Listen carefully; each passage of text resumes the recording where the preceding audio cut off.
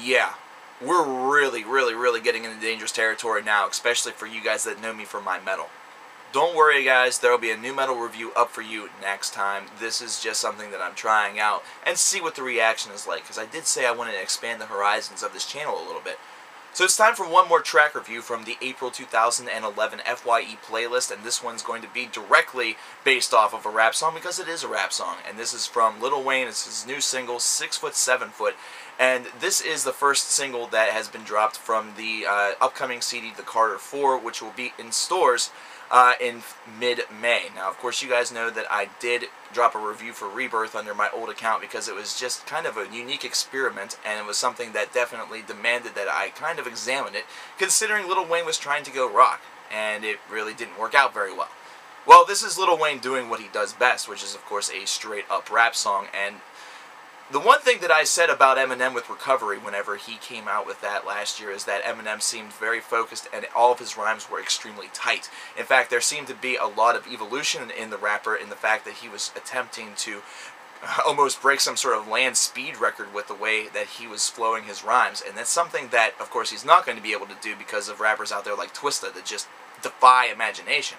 However, it seems like Lil Wayne almost was taking a little bit of a cue from that on this particular track, because he's coming out all guns blazing with this. That relaxed style that we're all very typically used to is still there. That laissez-faire kind of cater to his voice is something that you still sort of hear. However, it is definitely not represented in the speed of this particular song. This is something where he's going with a lot of his typical tongue-in-cheek metaphors. However, he's lacing them together with breakneck passion, not to mention with a lot more velocity than perhaps we're typically used to.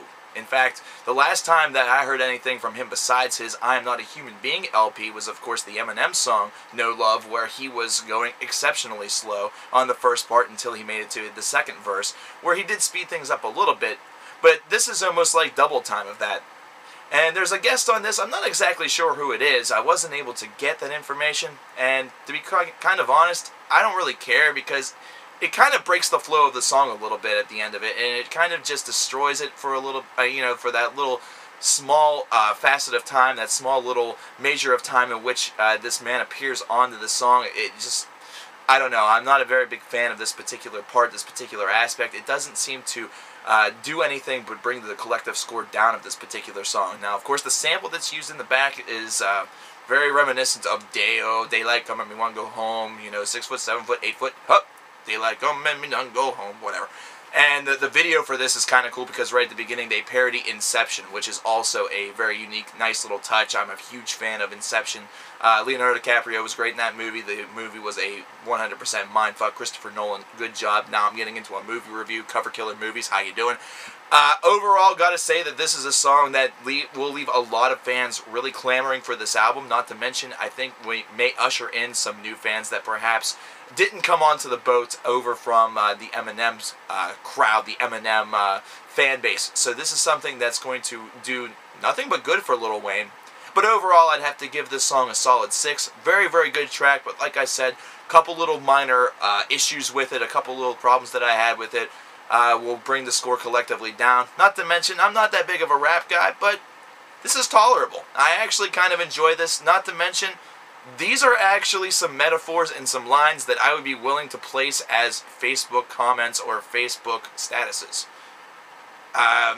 Weird. It's really weird that I'm saying this, but it's true. All of you are probably thinking, okay, Cover Killer Nation's officially off the wagon. He's officially gone fucking, batshit loony. He's gone cuckoo. Don't worry. I'm okay. I promise you that I'm okay. Come to my blog TVs and you'll know that I am okay. Hope that this has been a positive experience for you guys. Hope that maybe you guys can sample some of this stuff. Either that or like the Hollywood Undead that I touched on the first time, we'll just stay the fuck away from.